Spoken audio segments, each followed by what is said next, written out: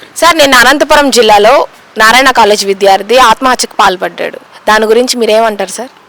ఇది ఆ విద్యార్థి ఆత్మహత్య కాదు, ఇది ముమ్మాటి కాలేజీ యాజమాన్యం చేసిన హత్య. దీనిపైన క్రిమినల్ కేసు నమోదు చేసి, హత్య కేసుగా నమోదు చేసి మంత్రి నారాయణని మంత్రి పదవి నుంచి తక్షణమే తొలగించాలని వైఎస్ఆర్ విద్యాసంఘం డిమాండ్ చేస్తా ఉంది. కూటమి పాలన 7 నెలల పాలనలో విద్యార్థులు కార్పొరేట్ జూనియర్ కళాశాలలో ఫీజుల వేధింపులు తట్టుకోలేక పిట్టల్లా రాలిపోతా ఉంటే, బలవన్మరణాలకు పాల్పడతా ఉంటే ఈ ప్రభుత్వం ఎందుకు ఇంకా మీనమేషాలు లెక్కిస్తుందని మేము ప్రశ్నిస్తా ఉన్నాం. ఫీజుల కోసం అడ్డగోలుగా లక్షల రూపాయలు ఫీజు వసూలు చేస్తా ఉన్నారు. ఒక టర్మ్ ఫీజు సకాలంలో చెల్లించకపోతే 3 గంటలు 4 గంటలు ఎండలో నిల్చోబెట్టి నిన్న అనంతపూర్ నారాయణ జూనియర్ కళాశాలలో చరణ్ అనే విద్యార్థి పండగ సెలవుల తర్వాత కాలేజీ ప్రారంభమైతే కాలేజీకి వెళ్ళిన విద్యార్థిని ఫీజు కట్టలేదని ఎండలో 3 గంటల పాటు నిల్చోబెట్టారు.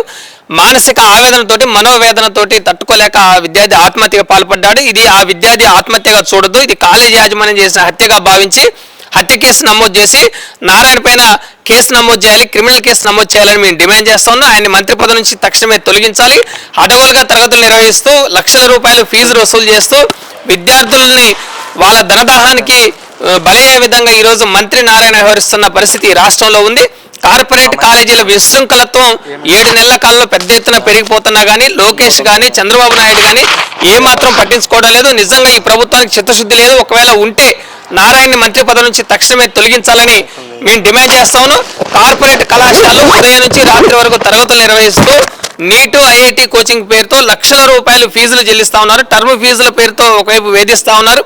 ఫీజు సకాలంలో చెల్లించకపోతే మీరు క్లాసులకి రావద్దని విద్యార్థులను బయటికి పంపించి తద్వారా విద్యార్థులు మానసిక ఆవేదన గురై ఆత్మహత్యగా పాల్పడుతున్నా కానీ ఈ ప్రభుత్వాలు ఏమాత్రం స్పందించడం లేదు. తక్షణమే నారాయణని మంత్రి పదవి నుంచి తొలగించాలి, కాలేజీ యాజమాన్యాన్ని శిక్షించాలి, కాలేజీ గుర్తింపు రద్దు చేయాలని మేము డిమాండ్ చేస్తున్నాం.